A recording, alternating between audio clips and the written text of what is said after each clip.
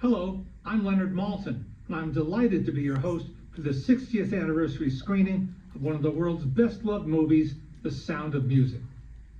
Having played on Broadway for 3.5 years and bearing the imprint of Rodgers and Hammerstein, it was no shock that this film was successful when it was released in 1965.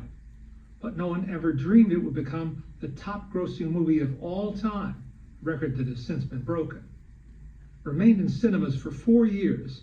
When it finally made its debut on network television, the audience was enormous. Still, there were risks. Julie Andrews had become a star on Broadway, but was unknown to moviegoers.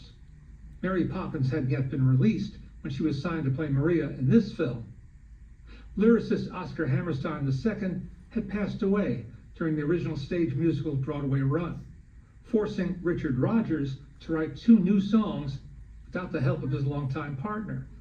But I Have Confidence and Something Good became accepted as much as the play's familiar anthems like Do Re Mi and Climb Every Mountain.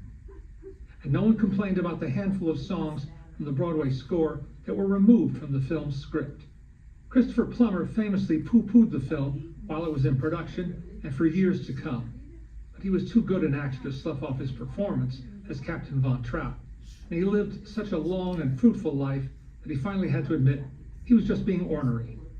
He and Julie Andrews wound up friends and even co-starred in a TV production of the play On Golden Pond. Director Robert Wise didn't have a long history with musicals. He was better known for such great films as The Day the Earth Stood Still and The Haunting. But having made West Side Story with co-director Jerome Robbins, he felt capable of capturing the magic of this property on screen. And he hired the best team imaginable to work with him, including writer Ernest Lehman, whose film credits included Rodgers and Hammerstein's The King and I. Lehman was the one who opened up the setting of the play and made it impossible not to shoot on location in Salzburg, which added so much to the picture. Has there ever been an opening as magnificent as our introduction to the starring character, serenading us in the vast beauty of the Austrian Alps? The Sound of Music was so popular around the world that it persuaded Hollywood chieftains that people wanted more of the same. But most of the expensive attempts to duplicate its success were doomed to failure. Even Julie Andrews couldn't convince cash customers to see her portray Broadway diva Gertrude Lawrence in Star, a misbegotten movie that cost a small fortune.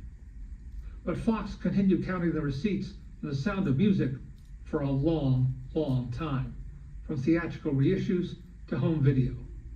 Robert Wise won an Oscar as Best Director, one of 5 Academy Awards bestowed on this wonderful movie, including Best Picture. Now it's back on theater screens for audiences of all ages to embrace and enjoy. With thanks to Fathom Entertainment and Disney, I'm pleased to formally introduce The Sound of Music.